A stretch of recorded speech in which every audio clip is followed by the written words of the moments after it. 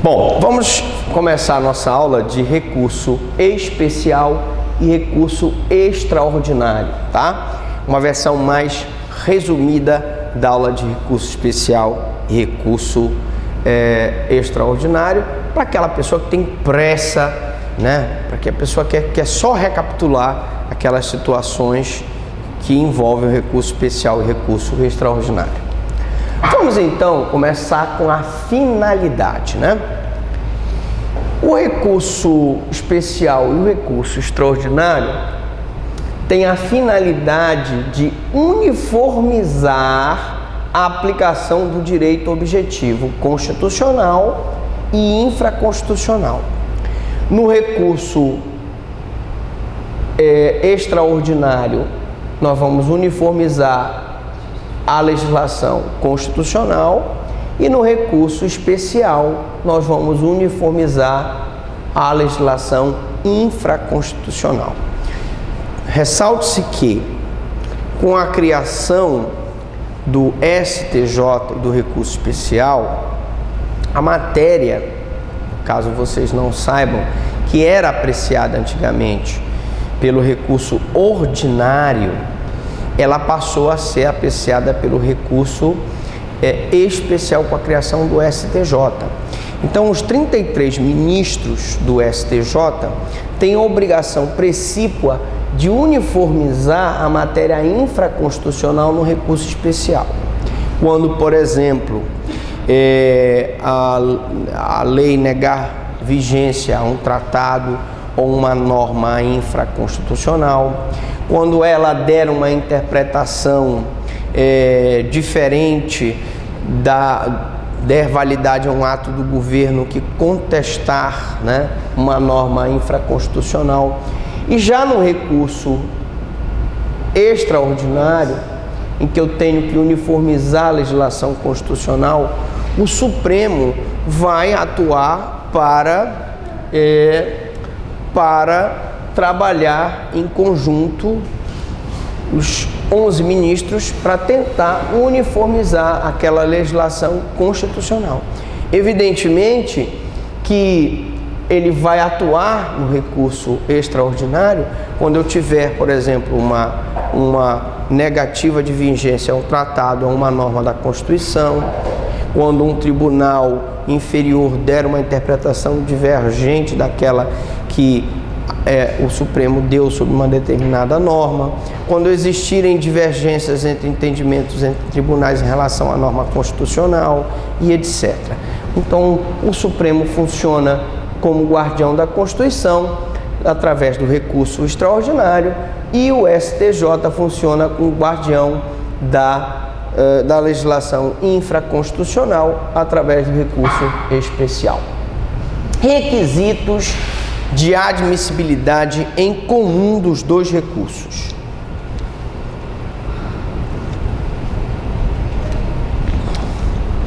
Bom dia a todos, não se percam, nós estamos na aula de recurso especial e recurso extraordinário, tá? Requisitos de admissibilidade em comum. Vamos lá, começar. Obrigatoriedade de esgotamento de todos os recursos ordinários. Então, o que significa isso, professor Franklin? Significa que eu só posso entrar com recurso especial depois que eu esgotei todos os recursos ordinários possíveis. Exemplo, você viu na aula de agravo que nós temos a possibilidade do juiz indeferir uma oitiva de testemunha, não é isso? Ou uma realização de uma perícia. Dessa decisão, nós temos o agravo de instrumento. Dessa decisão do agravo de instrumento, se não for dado efeito suspensivo, eu posso entrar com um mandado de segurança. Imaginemos que primeiro você ingressou com embargo de declaração perante o juiz de direito, para que o juiz esclarecesse essa contradição dele ouvir uma testemunha e não ouvir a outra que estava na mesma linha de entendimento. Ou seja, você usou todos os recursos admissíveis, todas as ações de impugnações que estavam à tua disposição. Nenhum deles resultou em nada. Você não conseguiu reverter aquela violação da norma infraconstitucional. Você não conseguiu reverter aquela violação do teu contraditório da ampla defesa do devido processo legal. Então você vai usar ou o recurso especial ou o recurso extraordinário. Pré-questionamento da questão, até fica redundante, mas é isso mesmo, pré-questionamento da matéria que se pretende ver apreciada. Você, no recurso especial e no recurso extraordinário, obrigatoriamente tem que pré-questionar a matéria. E a ausência de pré-questionamento, segundo a súmula 282, ela impede tanto o recurso especial quanto o recurso extraordinário. Mas o que é esse pré-questionamento? Me perguntaria a vocês. Professor Franklin, o que é esse pré-questionamento? É que você, desde o início, desde o teu agravo de instrumento, desde a tua apelação, tu tens que colocar em preliminar que a falta daquele depoimento da testemunha ou a falta daquela perícia é uma violação do princípio do contraditório, que é um princípio de ordem pública. É uma violação do devido processo legal. Num processo administrativo em que é assegurado o contraditório e ampla defesa, a ausência de uma testemunha ou a ausência de uma perícia pode ser extremamente importante para o deslinde da causa. Ora, se houver o pré-questionamento desde o início, nós temos preenchido o requisito. Se não houver o pré-questionamento, não havendo o pré-questionamento, qual a solução que pode ser dada? Você usa o embargo de declaração. O embargo de declaração, ele serve como pré-questionamento antes do ajuizamento do recurso especial, do recurso extraordinário. Então, professor, quer dizer que se eu me esquecer de pré-questionar a violação da norma infraconstitucional no recurso especial ou a violação da Constituição no recurso extraordinário, eu posso usar, antes de entrar com os dois, o embargo de declaração para pré-questionar aquela matéria que eu esqueci de pré-questionar na apelação, que eu esqueci de pré-questionar no recurso de agravo de instrumento? Sim. O embargo de declaração aqui, ele vai servir de mecanismo para questionar a matéria. Requisitos de admissibilidade em comum, alegação de violação do direito positivo. E aí, vamos fazer a divisão. Alegação de violação do direito positivo infraconstitucional no recurso especial e a alegação de violação do direito positivo constitucional no recurso extraordinário. E aí, professor, você poderia citar aí violações? Poderia, claro. Vamos lá, vamos dar alguns exemplos, de recurso especial e extraordinário. Nós temos aí no material de vocês um recurso extraordinário em que o cidadão ele se ingressou com recurso extraordinário porque havia uma terra num determinado local. Ele foi para essa terra. O Estado, sem provar a sua propriedade, entra com uma ação reivindicatória dizendo ser possuidor daquela terra porque aquela terra seria devoluta.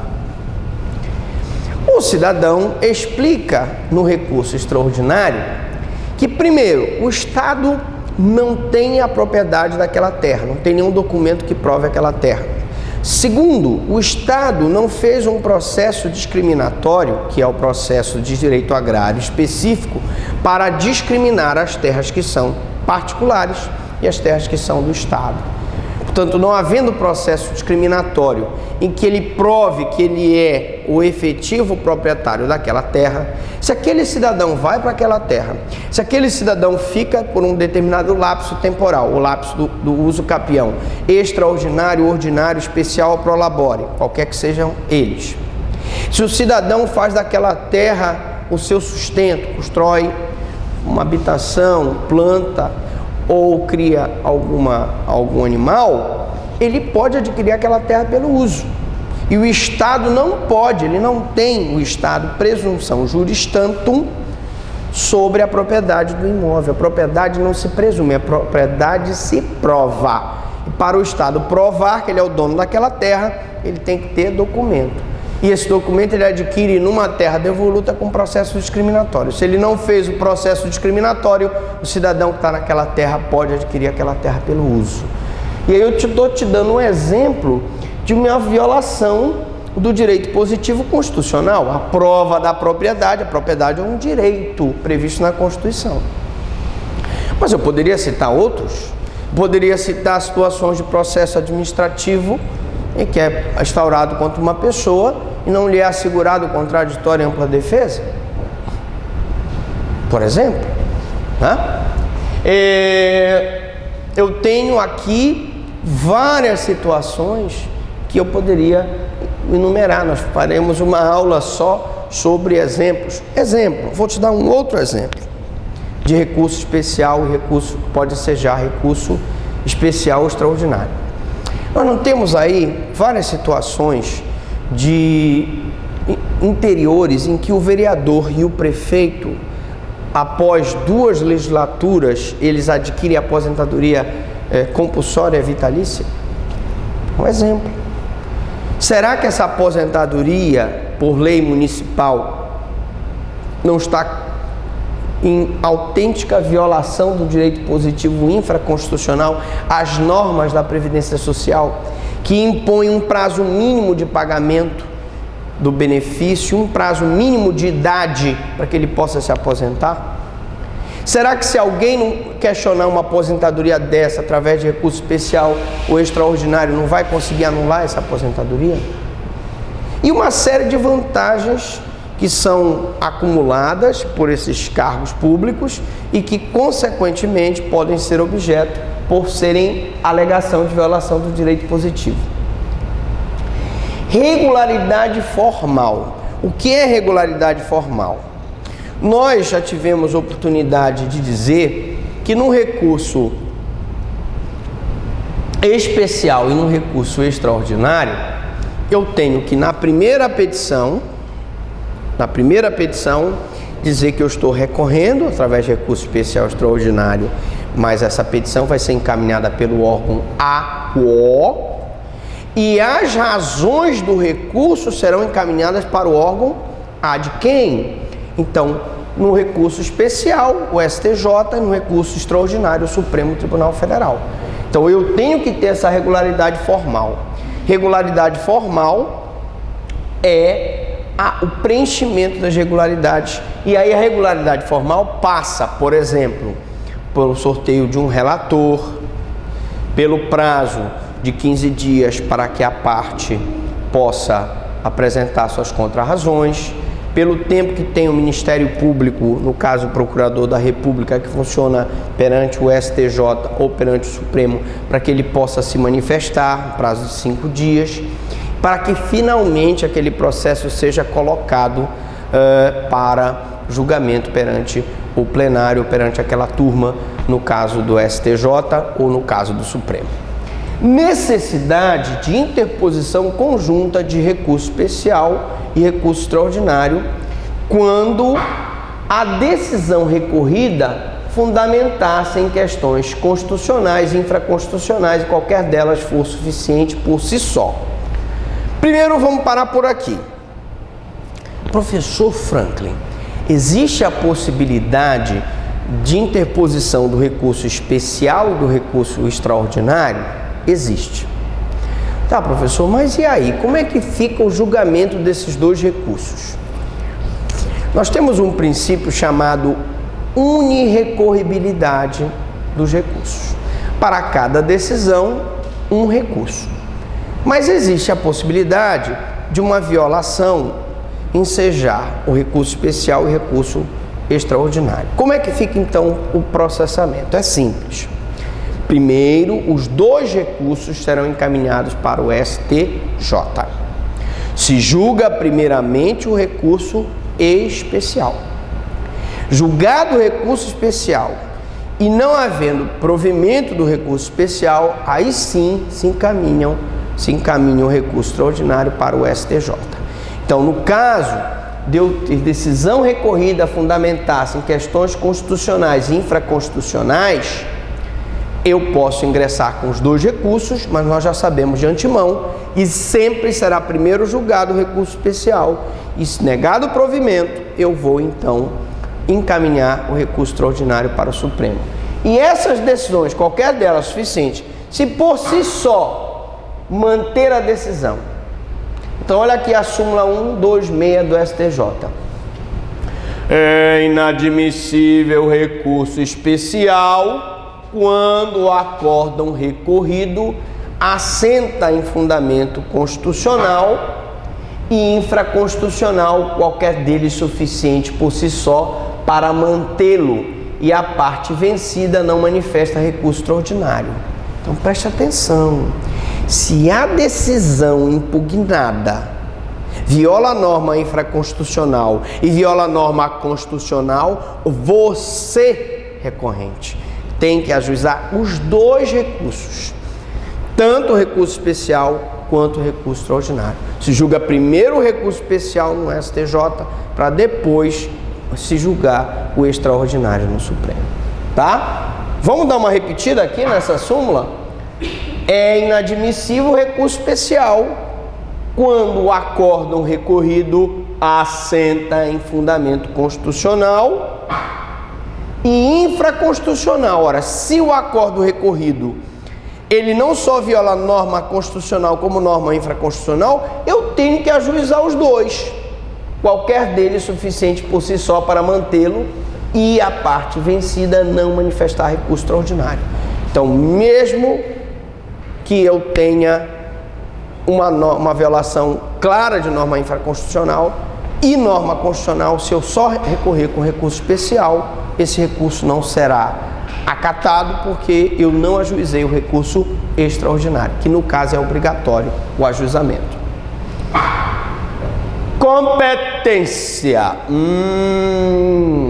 Competência do Supremo. Hipótese de recurso de cabimento, né? Hipótese de cabimento.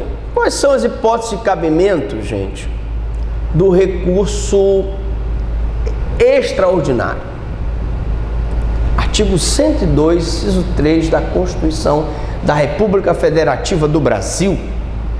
Causas decididas em única ou última instância quando a decisão recorrida. Vamos lá. Então, única ou última instância. Única, quando, por exemplo, eu tiver um foro por prerrogativa de função, o prefeito que respondeu um processo por peculato e que já vai ser julgado diretamente no Tribunal de Justiça. Ou última instância, eu primeiro entrei com o juiz de direito lá na comarca, perdi e ingressei agora perante o Tribunal de Justiça. Quando a decisão recorrida? Primeiro, hipótese, contrariar dispositivo da Constituição Federal. Então, violação do contraditório, ampla defesa, igualdade, publicidade, violação da igualdade no processo licitatório, procedimento administrativo investigatório assegurado em que não foi assegurado contraditório e ampla defesa, contratação de funcionário público em período eleitoral. Tenho várias hipóteses. Contrariar dispositivo da Constituição, declarar a inconstitucionalidade e cabimento de tratado ou lei federal. O tratado, gente, quando ele é votado perante o Congresso Nacional, ele passa a ter força constitucional.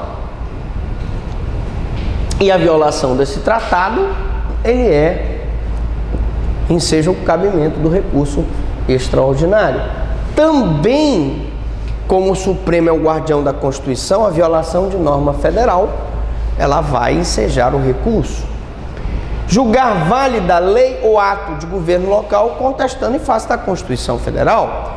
Se uma prefeitura cria uma aposentadoria especial para vereador ou para prefeito, ou se o governo do estado criar uma aposentadoria especial para o governador, essas situações vão ensejar o quê? Vão ensejar recurso especial ou extraordinário, tá? Julgar válida lei local contestada em face da lei federal, que é o caso das hipóteses do recurso especial, o recorrente deve demonstrar a repercussão geral das questões constitucionais. Então ele vai mostrar que há necessidade, que se aquilo tem uma repercussão, porque se aquele recurso não for julgado, não haverá uma uniformização da jurisprudência da Corte para todo o Brasil. É possível que prefeituras do interior criem aposentadorias esdrúxulas, né, benefícios esdrúxulos para os seus mandatários, a despeito de que outras prefeituras trabalham corretamente. Então eu queria só recapitular, porque daqui a gente vai para as hipóteses de cabimento do recurso especial. Vamos voltar então rapidamente às hipóteses de cabimento do STF, do recurso extraordinário, tá? Hipótese de cabimento do recurso extraordinário. Mais uma vez, one more time. Primeiro, contrariar dispositivo da Constituição. E aí qualquer norma que viole princípios de ordem pública, princípios constitucionais, contraditório, ampla defesa, igualdade, publicidade, igualdade de armas, etc., fundamentação das decisões, etc., ele vai ensejar o recurso extraordinário. Declarar inconstitucionalidade, a inconstitucionalidade de cabimento de tratado ou lei federal. Já vimos que o tratado tem força de norma constitucional, se ele for aprovado pelo Congresso, e a lei federal deve ser zelada pelo seu cumprimento. Julgar válida a lei ou ato de governo local contestado em face da Constituição.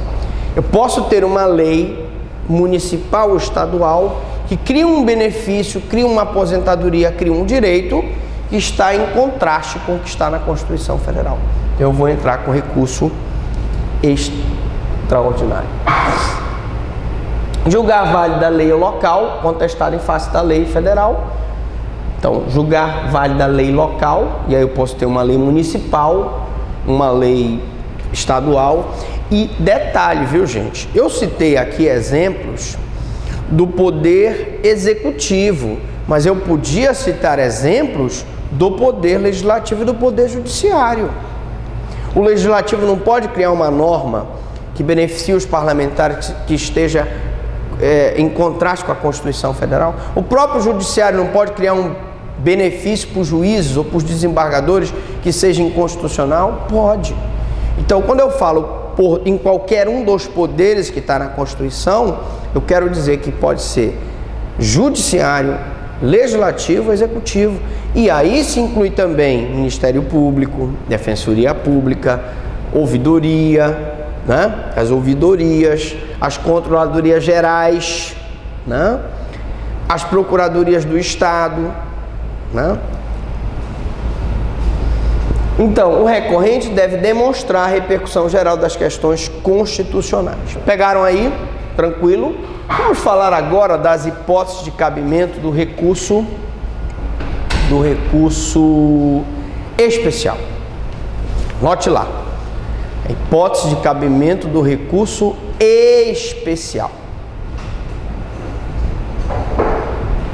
Cuidado.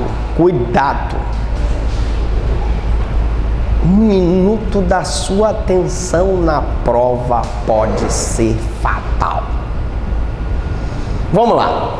Hipótese de cabimento. Artigo 105, inciso 3º da Constituição da República Federativa do Brasil. Primeira hipótese. Contra causas decididas em única ou última instância pelos tribunais regionais federais e tribunais dos estados. Então, eu posso ter uma causa decidida em única ou última instância. Em única, quando a autoridade tem foro por prerrogativa de função. Em última, quando eu já usei todos os recursos, pelos TRFs e tribunais dos estados, né? Do Distrito Federal e território, quando a decisão é recorrida. Vamos lá. Primeira hipótese, são parecidíssimas, né? As hipóteses de cabimento do extraordinário são parecidas com o do especial. Então, contrariar tratado ou lei federal ou negar-lhe vigência. Mesma hipótese do recurso extraordinário. Quando a decisão contraria um tratado, vou te dar um exemplo de uma decisão que contrariava o tratado há muito tempo. O Pacto de San José da Costa Rica é um tratado, né? Uma convenção, pacto, como o nome diz, vários países assinaram, e uma das coisas que era contrariada no pacto era a prisão do depositário infiel. Eis que, depois de muito se questionar essa contrariedade ao Pacto de San José da Costa Rica, chegou-se à conclusão que a prisão do depositário infiel era inconstitucional, porque ela contrariava o tratado. E então, hoje não temos mais a prisão do depositário infiel. Agora já estão querendo um plus, já estão querendo questionar a constitucionalidade da prisão do inadimplente de pensão alimentícia, também com fundamento no Pacto de San José da Costa Rica. E aqui eu teria um recurso especial que viola, que a decisão contraria tratado ou lei federal ou nega-lhes vigência. Julgar válida lei ou ato de governo local contestado em face da lei federal. Então, se eu tiver uma aposentadoria de um prefeito, de um governador, de um parlamentar, de um juiz, de um procurador de justiça do Ministério Público que seja ilegal, e essa decisão acatar essa aposentadoria, julgando válida lei ou ato de governo local, em contraponto ao que está previsto na lei federal, a lei da Previdência Social, por exemplo, eu vou ter um ensejo por recurso especial. E aí os exemplos são muitos de aposentadorias de vereadores e prefeitos do interior, que quando se elegem 2, 3 vezes, eles têm direito a uma aposentadoria vitalícia sem ter contribuído minimamente para a Previdência Social. Der a lei federal interpretação divergente da que lhe haja atribuído outro tribunal.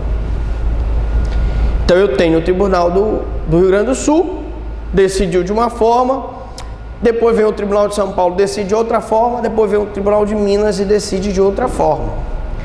Como o objetivo princípio desses recursos é uniformizar a jurisprudência, na hora em que eu tenho essa situação, eu tenho, lógico, a possibilidade da interpretação divergente da que lhe haja atribuído ao tribunal. Eu vou uniformizar essa interpretação para dar uma interpretação mais condizente com a lei federal, norma infraconstitucional. Olha a jurisprudência aqui, vamos lá, atenção, questões importantes. Súmula 320 do STJ, questão federal somente ventilada no voto vencido, não atende ao requisito do pré-questionamento. Mesmo que um desembargador que tenha o voto vencido tenha pré-questionado uma violação de norma infraconstitucional ou constitucional, que você que interpôs o recurso não pré-questionou, não te aproveita para o recurso especial e para o extraordinário. Porque quem tem que pré-questionar não é o desembargador com voto vencido, é você. E você verifica que um desembargador que foi voto vencido, ele pré-questionou, o que você faz para não perder a possibilidade de recorrer? Embargos de declaração, que nesse caso serve para pré-questionar a matéria. Acabou. Eu pergunto, alguma dúvida, alguma pergunta? Acabou. Professor, assim